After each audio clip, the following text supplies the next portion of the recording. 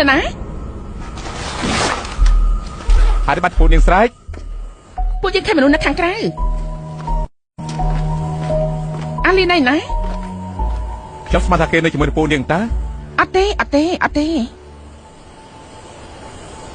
គេចេញមកយូរដែរហើយតើខ្ញុំទៅរកគេសិនពូនាងត្រឡប់ចូលតង់វិញសិនទៅយើងចូលក្នុងវិញទៅ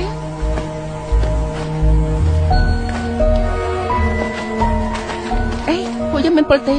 មានយើងរកទៅបាន